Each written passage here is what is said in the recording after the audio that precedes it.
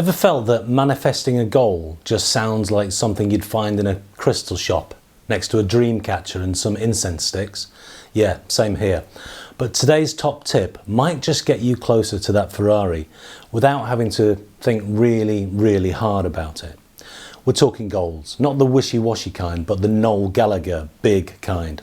You'll see how writing your goals down and maybe putting them in a song or two can turn your pipe dreams into actual reality. Right, let's get into it.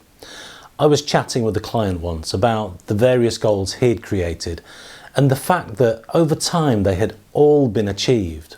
Now, we both dismiss the idea that just because you write a goal down, it can then be manifested. He wasn't down with the idea that the universe will just somehow deliver it to you, gift wrapped, on a plate. Just think of your goal and it will come to pass. And if it doesn't, then you're clearly not thinking hard enough. Where is my Ferrari, by the way? Well, look, that's fine if you believe that. He didn't, and personally, I don't either. It seems a little bit too woo for me, but I really do believe in the power of setting goals in order to make them happen. There is a sort of magic, but I think rather than manifesting, it's more that when you write your goals down, they become clearer.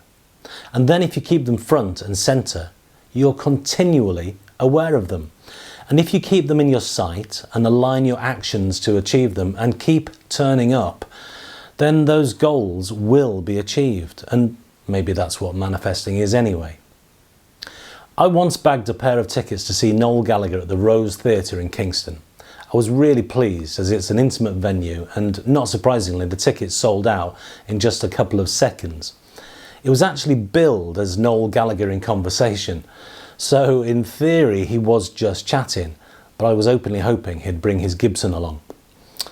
I was hoping for the chat and the tunes, but it was just the chat. However, that was still okay by me because Noel's a hilarious speaker and he's got an inexhaustible treasure trove of anecdotes.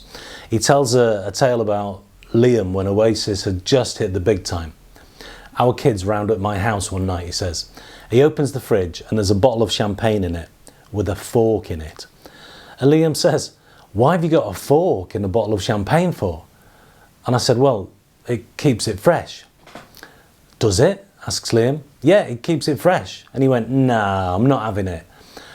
I said, "That champagne is 2 days old. It's still fizzy." He's like, "No way, that's amazing." Anyway, about a week later, Noel goes round to his house and he says he opened the fridge and there's a fork in a pint of milk. I'd pay good money to listen to Noel tell stories all night, although I have to say I balked at stumping up 326 quid for a ticket to see his old band. He and his kid brother are, as I speak, reunited and knocking it out of the park with their triumphant reunion gigs. There's been unprecedented demand, and it's understandable really, because Oasis for a couple of albums at least were the band of the 90s. They combined the fury of the Sex Pistols with the swagger of the Stone Roses, all underpinned by the Beatles' melodic charm. And it seemed to me like they'd just arrived out of the ether, fully formed. I saw them play in 1994 at the tiny Leeds Irish Centre, an odd venue really, more used to bingo and hoolies than bands. My ticket was £6. Next time I saw Oasis, they were headlining the main stage at Glastonbury 1995. Not even a year had passed. When you talk about a rapid rise like this, you're legally obliged to use the word meteoric. It was. But the thing is, they had a goal. And to achieve that goal, they worked really hard. They were rehearsing 5 nights a week for months and months, and in the process becoming a great live band. But they did that in private.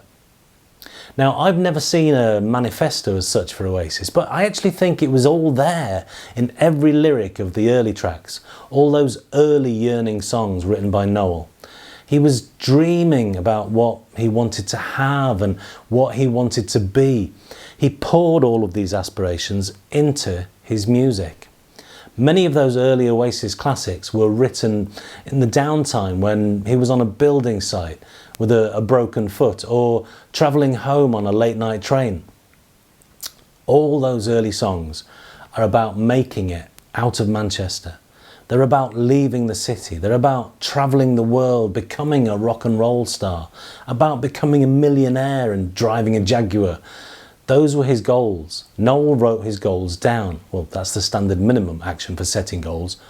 But more than that, he wrote whole tunes around the words and then played them again and again and again. He visited his goals endlessly. The whole first album, Definitely Maybe, was a defiant statement of intent about escaping a mundane life. It was about getting loads of money, buying cars, living the rock and roll lifestyle. And they weren't ashamed to say that's what they wanted. Every time they got on stage, every time they rehearsed, every time they played to a crowd, large or small, they were reminding each other of what their goals were.